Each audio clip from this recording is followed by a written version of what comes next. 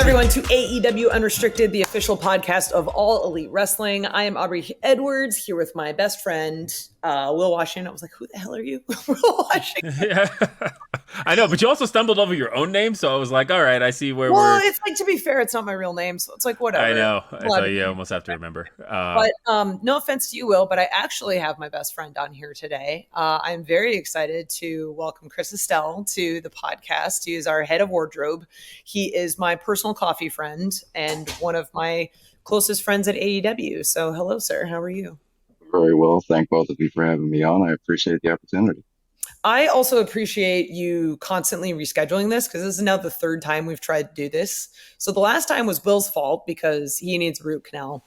The time before that, you were traveling and a bomb exploded in an airport. Yeah, it was quite the ordeal. Yes. I just come back from, I don't remember, but I was landed at MCI and we were standing by the baggage claim, waiting on the bags. And somebody's bag came off of the conveyor belt and it hit the stopper and exploded. And luckily it was a heavy built box and it exploded up and not out. And apparently the guy had some lithium batteries. He was a carpenter or something like that. He traveled for work. And, you know, the thing that they ask you every time when you check a bag, do you have any lithium batteries? Apparently he did. And it took me back to a previous time in my life. I didn't know where I was for a few minutes. So, but yeah, it was very scary. And then I didn't get my luggage until the following Monday, which is crazy because you travel with your sewing machine. That's correct. And without that, I can't. I'm at a standstill. I can't do anything. And so forced vacation is what you're saying. Forced vacation. The FBI went through my bags, things like that.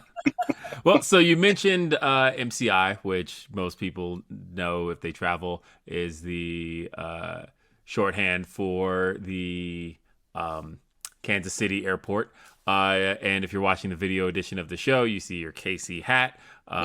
And so that would give most people the impression, as you and I have talked about before, as being in the middle of the country is wonderful. But you, from Kansas City. Absolutely. Born and raised. I love this place. I will, if I got my choice, I'll never leave this place. Really? It has been, it shaped who I am. You know, created well, my parents as well, but it created an environment that one would want to grow up in. And I faced all the same challenges that everyone else does when they're younger, but Kansas City is home. No matter where I am in the world, Kansas City is home. No matter if the Royals suck or the Chiefs are great, Kansas City is home. I know that's such an easy statement to make, by the way, right now. We're like, because I have multiple friends who are Kansas City fans, and it's like, okay, if the Chiefs suck, but Mr. 3 of the last 4 Super Bowls, it's very easy. Yeah, very well. You know, and I mean, I wasn't always a Kansas City fan. You know what I mean? I wasn't. I was not a Patriots fan, but I was a Tom Brady fan. I know that's sacrilege right now. Yeah. Sacrilege. But I was a Tom Brady fan. And, but you know, when we started, you know, picking up steam and Patrick Mahomes came into the picture, it's hard not to root for them. It's hard not to root for them because the things they do are so magical. And, just then the way they make the city feel and make the city feel alive. So to have a championship opportunities and, you know, several championship wins, I mean, what can you complain about? You can't ask for more. Yeah, but you have also all of the Taylor Swift attention coming your way as well, so there's that too. That's not really a bad thing. I remember when it was last season and the Chiefs were coming back to town, and I was coming back to town from somewhere, and we were at MCI, and there were Swifties at the airport, and there were so many of them, and it's so great to have a following, just not at the airport. I got things to do. I don't, you know, I'm sure she's great, but, you know, I mean, it's a good time. It's definitely, the attention's good. We just got to make sure Travis Kelce keeps performing. That's what we got. So my favorite part about MCI is that you guys have a brand new airport now. Yeah. But I had no idea. So like the Taylor Swift phenomenon happens. And then one day, like we're flying to MCI for work and I get off the plane And immediately I'm like, I don't know where I am because I've never been to this airport before. But Yeah. there's a bunch of Travis Kelce jerseys everywhere. So I'm like, man, Taylor Swift must be in town. I didn't make the obvious connection that I was actually in Kansas City. What's crazy is I don't know why they would show up to that airport. There's a downtown airport that she'd likely fly into. And, so, Right. but I'm not going to tell them that. I'm just going to keep on. Oh my God. So I'm curious, like born and raised in Kansas City, but as you had mentioned when we were talking about batteries exploding in check bags, you had a previous life. So you actually went into the military. I did. I spent 10 years in the United States Navy.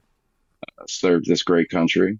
I wouldn't change it for the world, and had some good times and some bad times. But I think that overall, the leadership that I had in the Navy prepared me for being a leader here, and so that I don't make some of the mistakes that I've seen get made. And I think that overall, the military taught me. First of all, it taught me how to love the country, to understand what we're fighting for, to go to different places and see how other people are living and see what they have and they don't have.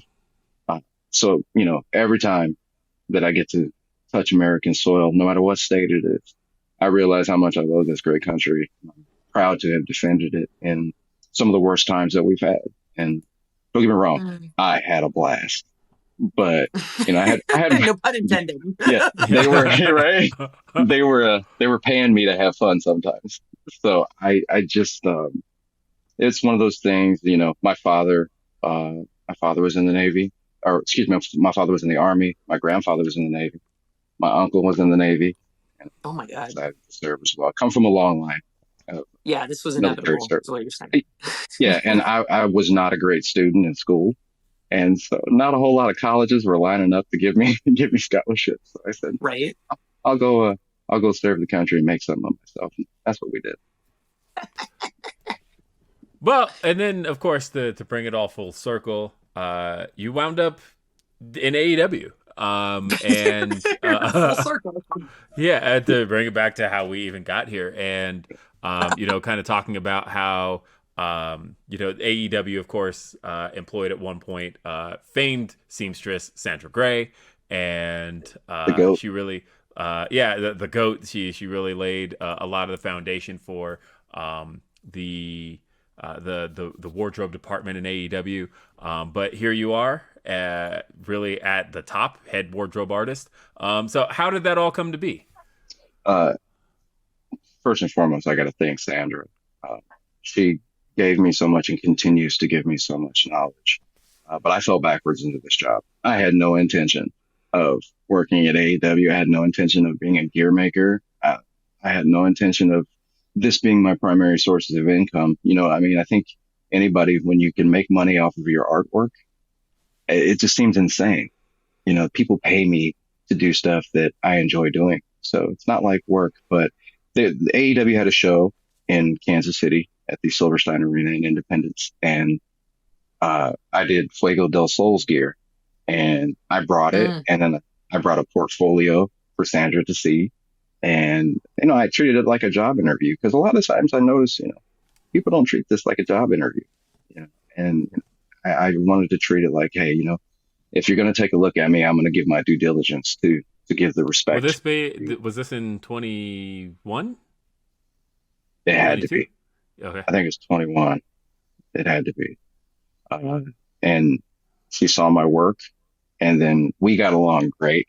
I always called her Meemaw, because she was in bed by like 9 o'clock. Oh. And it was afterwards, you couldn't talk to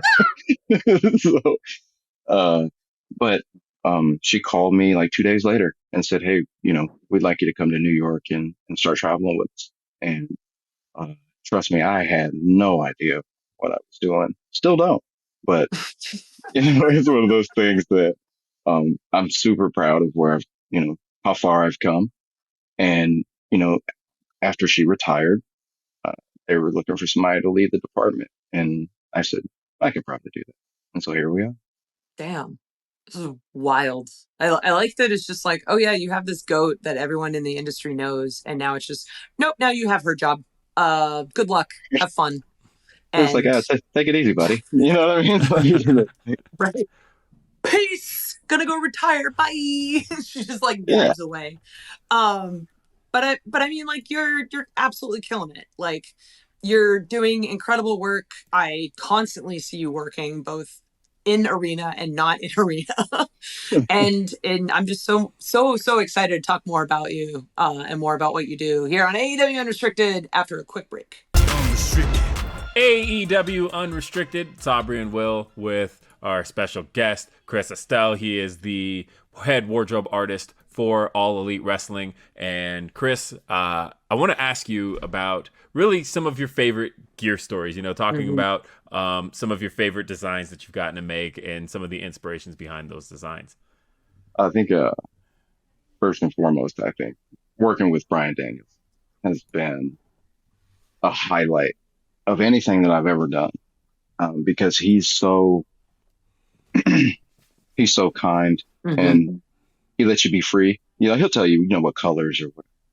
I think just his past Wembley. I'm not gonna lie.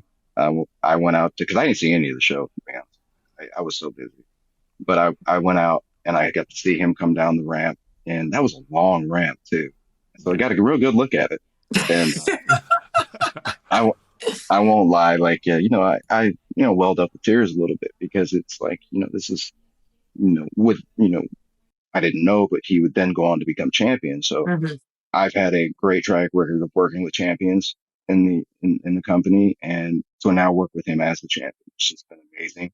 But the scales is a question I get constantly. And yes, they are sewn on. Yes, they are cut on a machine. Yes, they are real fabrics. And it takes forever. And there's scales on my floor right now from almost every jacket I've made just because I refuse to pick them up. And so my favorite thing about the scales is, one, like, I was having this conversation with Salem in our makeup department, like, that you're one of the people that has defined Bryan Danielson's look in this final part of his career, which is kind of incredible. Like, when you say it like that, it's just like, oh shit. But like, I remember it was World's End last year, and I came up to you with one of my ref shirts, which you are very responsible for making me look so good. And I said, hey, can you alter this? And without even looking at me, you're like, no. You're making this freaking jacket for Wrestle Kingdom. That's right. And it was the first one you had done. And then after that, he's like, okay, just make all of them. And I'm just like, oh no. Yeah. Brian has no idea what he just asked for. That was so, and to this day, it's so brutal to do these. But he looks different. And when you got guys on the roster, for instance, like I don't get to work with these guys, but like the House of Black, their look is so defined. You know who they are as soon as you see them. If you were to see a jacket of theirs laying around, it doesn't even have to have their name on it. You know it belongs to them. And that's, I mean, other than Brian's logo being on his jacket, when you see the scales, you know who it belongs to. Yeah. And that was my goal, was to, because Bryan, his gear, while great, it didn't change a lot over the years, from all the companies that he had been in. So I was like, if I get a hold of him, let's see if we can do something different. Well, but yeah, his, and then I think my favorite from this year though is probably MJF's Wembley gear. It was so ridiculous and so over the top, and I hated stitching every piece of thread into that because it was like, this is so obnoxious. But that's the only way I like MJF, is when he's obnoxious. I mean, it's the only way that we get to deal with him. So it's, right. Do you really have any other option? Like, I don't think so. No, I don't think so. And then on the other side of it, Saraya is one of my favorite people. She kind of just gives me free reign. So let's just do it. And we changed her to red from black, and man, she looks good in red. So it's just one of those things. And that's what I'm really big on, is if you don't look good in something, I'll tell you. You know what I mean? I'll tell you, like, that doesn't compliment you. But when she put that red on, and I remember when she came around the corner and I saw her, and I was like, wow, we definitely made the right decision. So, she looks great. And, just everyone else that I get to work with, I've worked with FTR. I've worked with John Moxley. Chris Jericho is one of the guys who I can always count on to come up with something last minute. And uh, Well, talking just about last minute, there was a couple of stories I wanted to talk about because I think one of the more humorous ones, and I knew it was going to come your way the second it was pitched in the office, but Christian Cage in the turtleneck ref shirt. Yes. so that idea was Christian's idea. He said, Don't "Hey, can say you make me?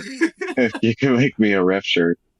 And you know, the biggest compliment from him was, "It turned out better than I ever thought it would." Mhm. And I believe that when a talent compliments you like that and you exceed their expectations, that only solidifies that you belong there. So that was the most atrocious shirt that I have ever made, and he wore it like a champ. Dude, I was watching Collision and I saw him come out in that, and I went, this is just so over the top. Chris has to be responsible for this. And then I saw like on your Instagram after it aired, like, I'm like, oh, I friggin' knew, I called it. Yeah, I only, when I posted that on Instagram, I could only put, yeah, it was me. You know I know, what I I mean? saw, I was like, yeah, Yeah, it was me. sorry, everybody. But it got a great reaction from our fans, and even from, people who, don't really watch wrestling. That, a lot of people were just commenting on it and saying it's the best and worst thing I've ever seen. So I appreciate that. I appreciate that. And I appreciate the over the top, aspects of what we do. And Christian Cage, he knows who he is. He knows his character, and it fit him perfectly. But on the other side of that, and again, if you don't want to tell the story, you don't have to. But then this one like kind of leaked on the internet, and I thought it was an astonishing testament to what you're able to do. And it was Allentown, Pennsylvania. And you know where I'm going with this. I do. Yeah, because it was one of those nights where we wanted Ultimo Guerrero. Mm-hmm. We had advertised him, but we had advertised him with his mask. And so, but when he showed up to the building, he didn't have a mask. And we spent the day looking around all of Pennsylvania, any place within driving distance, to find an Ultimo Guerrero mask. And we came pretty close, but it was like they were closing, and we did not have an Ultimo Guerrero mask. But on all of the advertising, we had already put Ultimo Guerrero with a mask, and so we had only one place we could turn, and that was to you. Well, I'll give you that story. Jimmy Jacobs comes up to me, and Jimmy and I've maybe spoken to Jimmy 5 times, And so he comes up to me and he says, "Well, Ultimo Guerrero, and this is 2 hours before the show started." Oh, yeah. And we thought he had the mask. In our defense, in the office's defense, we thought he had it. Yeah. Absolutely. Absolutely. So, and I said, "Well, Jimmy, I can't do that. Like 2 hours, a Lucha Mask takes, 2 days at least. And I'm not great at doing that anyway." And so he said, "Well, you got to tell the boss." And so I was like, I just got to tell the boss, this isn't possible. Oh, my God. So about 5 minutes later, there I am making a mask. And and it, for what the time I had, it wasn't bad, but I was impressed, honestly, like genuinely. I was floored when I saw that mask. I was like, the fact that you whipped that up in 2 hours, like, is a straight up testament to your abilities, and the fact that like you had all the doubt in the world, but the fact that you pulled that off. I mean, just to emphasize this point, like there is a unique skill set when building lucha masks. Like it's one thing to make gear, it's an entirely different thing to make a mask. And like if you deconstruct one that was made in Mexico, like they're extremely high quality. It's like there are people whose whole jobs is just making masks. So it's like this is a huge undertaking, and just to kind of stress the point of how crazy this story is. Like, well, I didn't have everything that you would need. I didn't have the main thing that you would need to make a mask, and that's twill tape to keep the shape. So most masks are made of spandex, and the twill tape on the inside of the seams, it keeps the shape to your head. So I didn't have that, but we did get a mask created, and I had some help. My buddy John, he cut out some of the stuff for me while I was trying to do it. And, I didn't get to do the lace up in the back. So our phenomenal production team, did a great job in hiding some of the flaws within it. But Ultimo Guerrero could not have been nicer about it. He actually put a really nice Facebook post out thanking me for the work that I did. And then I think it was Bandito came up to me not too long ago, and he was like, "You're a hero in Mexico." And I was like, and I was like, I don't know why, but the Mexican culture, the Hispanic culture, um, is I'm so fascinated by it, and to be able to have someone, a legend like Ultimo Guerrero, say something like that about me, say some kind words, is truly a testament to how he received it. Mm-hmm. And he wore it again. He wore it like 3 or 4 more times. But he wore it as an entrance piece to the ring, which is exactly what it should have been. Right. Yeah. But that was the most stressful time I've ever had it. The most stressful, because in my eyes, if I get this mask wrong, I'll never be able to go to Mexico to do anything. You know what I mean? And so luckily, he was really nice about it, and being the legend that he is, he appreciated my work. So yeah, but when Jimmy comes up to you and says we need a mask in 2 hours, the answer is never no. Yeah. Put it like that. Especially when the next phrase is, then you have to tell the boss. It's like, well, how much do you like your job?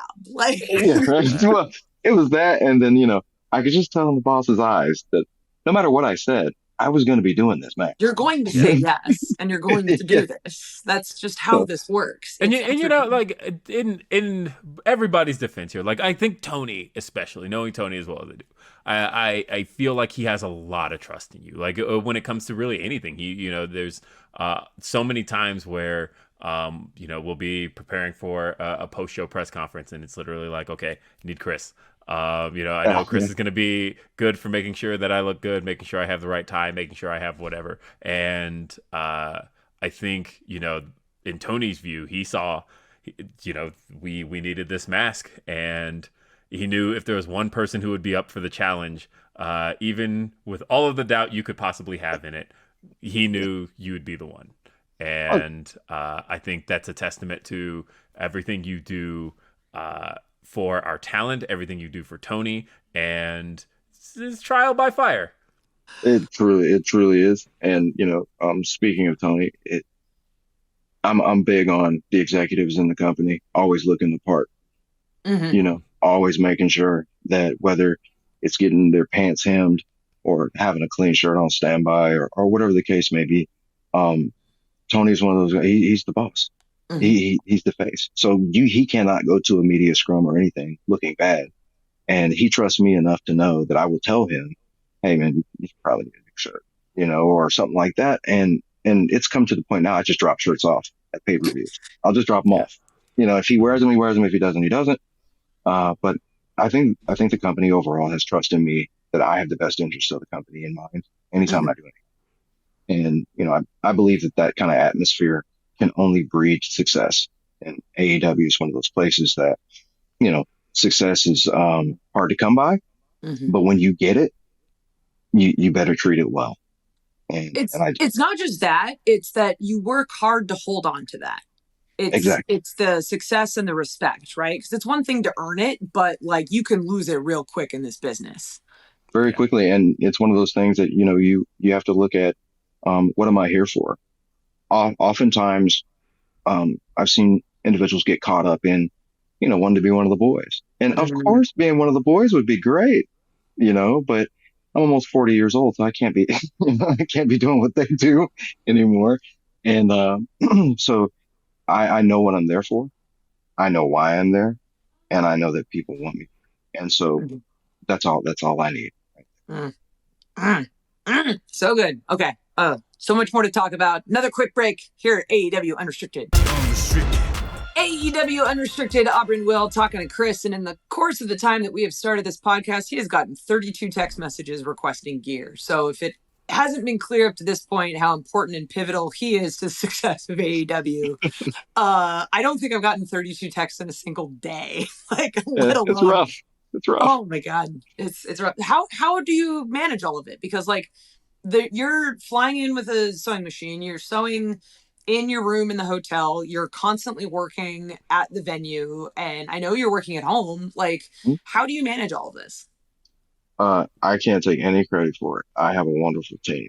Mm. Um, my team is consisted of Adrian, Emily, Rich, Landon. We have created something that works, and I'm a big believer in defer the credit to the team, and when something gets screwed up, you take the heat. It's just Mm. good. It's just the way it is. That's good leadership. So at any point in time, here's a good story. On the team, just was it 2 weeks ago or whatever it was, Chris Jericho's yellow jacket that he wore to the ring. I was on my flight when Chris texted me, Hmm. and I said, well, I can't print any graphics. I can't do anything because I'm currently in the air.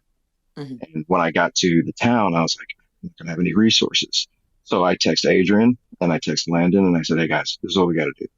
And Adrian printed out the graphics and overnighted them to me. And I teamed with Landon to get the graphics position, and then he sewed them on. Without them, I don't get that done. So creating a teamwork environment, a team first environment is how I manage it. Don't get me wrong. It drives me absolutely insane, but, it's always team first. And those guys, they deserve a lot of the credit because sometimes I have to move on and do other things and they're finishing my work. Hmm. So that is, being having a solid team is how we manage this roster. Yeah. I remember seeing that jacket when I did the match, and afterwards I told Chris, I was like, that's a good jacket for you. It's very Fisher Price. Like it's perfect for the current iteration of his character. Yeah, and especially with the big high guys on the back, like, and Chris is such a pleasure to work with too. He's so creative.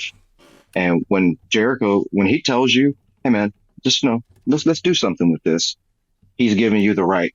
He's giving you the okay. He says, I trust your creative ability to not make me look like a fool when I go out there. And I think that is the biggest compliment you get from one of the goats of wrestling. So Hmm. Wild. Well, one of the things I wanted to ask you about um, was the recent. It occurred at San Diego ComiCon, but we had the Battle of the Booty, Oh no. and Oh just no. watching your face immediately.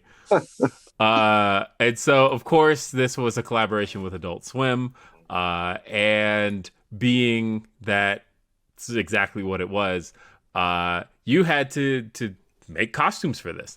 Um, so I wanted to talk a little bit about how did you find out? When did you find out about this? And what was the process going through having to make essentially famed Adult Swim characters that fit the mold of professional wrestlers playing those characters? so I got told about this about 2 weeks before it, Hmm. and I was I wasn't ready for the challenge, but I was told you're doing it. Hmm. So again, teamwork. Um, the people over at Adult Swim couldn't have been nicer. They couldn't have been greater to work with. Uh, I had to be reminded that they're not wrestling people, so No. they don't understand what we do. They didn't understand what I do. So I had to walk them through. This is how it's going to be done. And we got all 7 characters done. Adrian did several characters. Rich did several characters. I did several characters. The makeup team that was there, they did an amazing job. But more, most importantly, people who watch, Adult Swim and those specific shows, they like their characters. Hmm. They like the way they are. You don't change them. And so for me, it was, how do I respect the character in the show while bringing a pro wrestling theme to it? And I think that we did a phenomenal job. Adult Swim couldn't have been happier with how it went down. Tony was there as well. And, when he walks up to you and says, hey, great job, that's all I needed. Hmm. Because if he was happy, then that's all I needed. If he wasn't happy, I wasn't going to come to work the next Nope. Wednesday. You know what I mean? I was not going to be there. But I took that on as, in my head, I took that job on as, your job's on the line. Hmm. You have to kill this. You have to do it. And to be out at San Diego, I had never been to a company. And so to be out there and to see all of the creativity that, people who don't do what I do, to see them out there in their costumes, and it was just such a great environment. And then the show was wonderful. Um, the wrestlers that we had in the costumes, they couldn't have been any better. I wouldn't switch any of those guys out with any other worker because they did a really good job as well. And it was nice to do something non-wrestling, but wrestling. Mm-hmm. And I had an absolute blast. And then I think there was a pay-per-view like the next day or something. Or I had to fly right Blood back and out. Guts was the day before.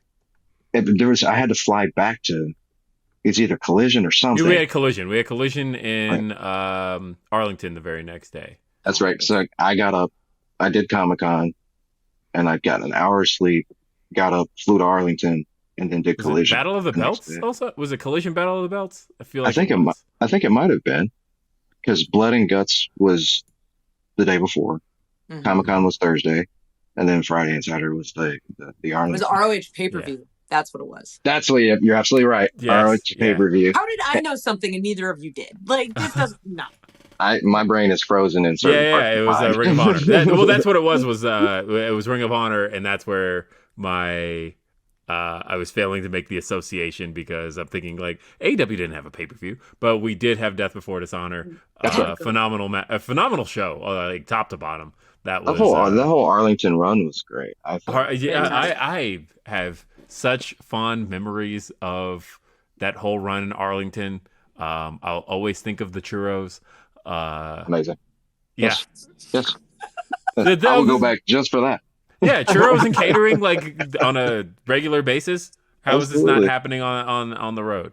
Can someone tell whoever's planning all in Arlington that we need churros and catering? Yes. Churros and gamer chairs. That was my favorite. The gamer chairs. Yeah. Gamer chairs. I've never I have a gamer chair here in my office, but I had never on the road got to work in a gamer chair. Totally spoiled me. And then it was all of the rooms. God, all the rooms. Because I the side story was successfully able to sneak a talent who needed to meet with Tony into the building. But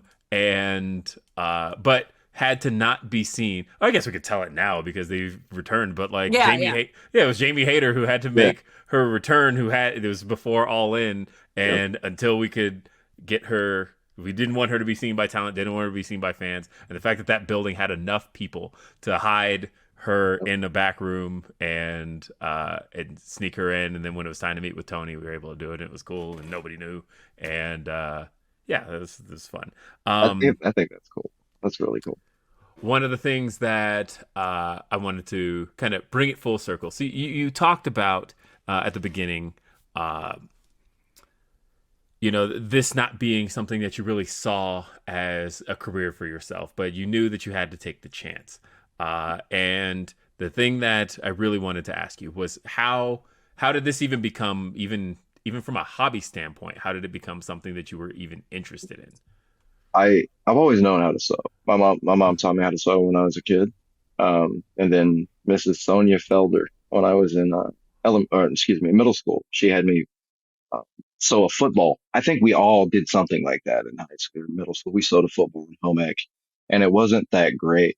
And then she took it and she threw it at me, and she's like, "Do it right or don't do it at all." And so I did it, and she was great in coaching me. And then I went to the Navy, and then I altered all my own clothes because the uniforms, they never fit. And so I altered all my own clothes there. And then when I got out, I got into independent wrestling, and then I had a friend named Marty Bell who I fixed a pair of shorts for her and then created another pair of shorts for her. And then she told somebody else told somebody else. And then I was making gear for the indies, and then COVID happened. So that's when I really learned how to do this.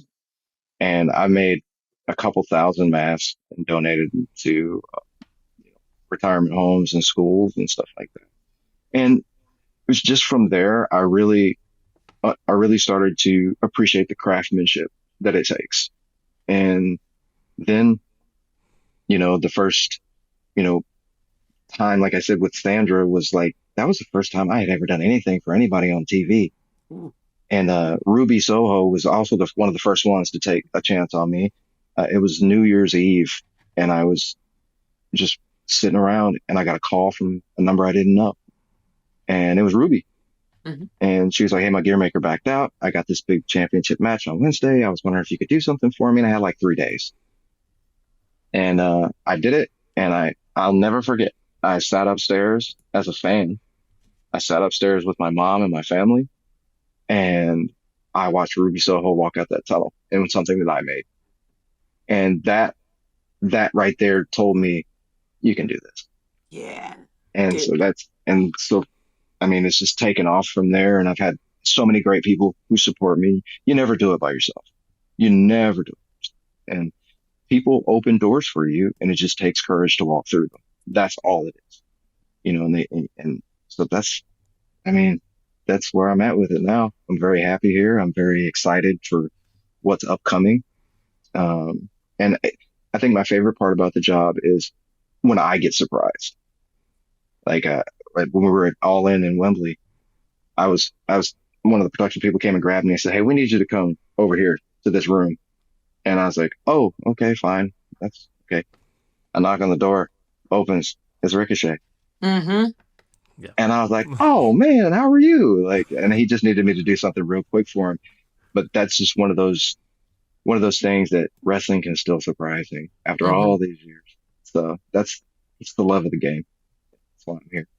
It's one of those things where like I mean I casually mention it, but like you're responsible for altering all of my shirts because they don't make women's size referee shirts. They make dude sizes, and even if it's a small, makes it look like I'm wearing a trash bag. And now it's to the point where I just hand it off to you and you don't even have to measure or tweak anything. You've just got this shit memorized, which is great. And I remember specifically, I think one of the first times I met you, you were working with Sandra still. And she specifically asked me, like, "Hey, do you have any shirts that need to be done? Because this is the only thing I haven't taught Chris yet." Yep. I'm like, "Oh, okay." Yeah. Yeah. And it like always sticks in my mind, and it's great. And every time I see like a new Bryan Danielson jacket or new Jericho gear or new MJF gear, no matter how obnoxious it is, like brown and lime green, like that's disgusting, but like somehow you made it work. Every time I see something from you, it's always excellent. It's always top tier. It's always just like, it's got a stamp of approval on it that I don't think other people have the capacity to hit. It's just so absolutely good. I had to be reminded by Jacoby Watts. He's on the roster, wrestles for Ring of Honor. He's like, "Chris, you don't realize like you're some people's North Star. You're where they want to go." And it's that when he said that just cemented it in my mind. Like you can't be putting out crappy work, dude. Nope. You have to make sure that it's TV ready. And trust me, I run across a lot of things that come across my table that are not TV ready. And you know who I'm talking to. So, and then I end up having to fix them, which is fine. But, we won't name names, but yeah, we're not going to name names, but you know who you are. But just knowing that where I am is the destination that some people wish to reach motivates me, because I'll tell you straight up, like, you're not going to knock me off this mountain. I'll walk away when I want to. Hell yeah. And that's the kind of work ethic that I have. And you're welcome to join me. You know what I mean? You're welcome to join me. But, God willing, I'm not going anywhere. And AEW is the place to be for me and for, anyone who wants to be there. And as far as your shirts, it's just a shirt. You make it look good. Hey. Aubrey doesn't need the shirt. The shirt needs Aubrey. Oh. And you know what I mean? So you just want me to buy the coffee next time. Oh, I mean,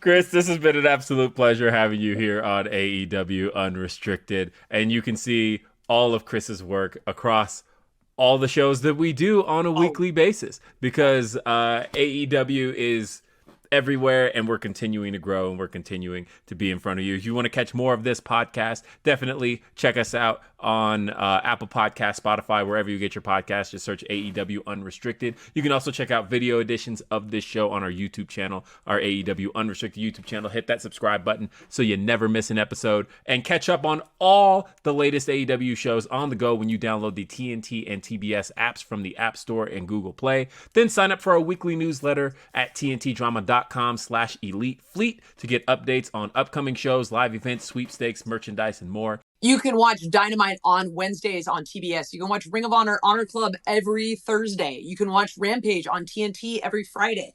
You can watch Collision TNT on Saturday. And literally, Chris's gear is on every single show that we do. So you may not know it, but you've been enjoying his work this entire time. I am Aubrey Edwards here with Will Washington. Thank you so much for listening to AEW Unrestricted.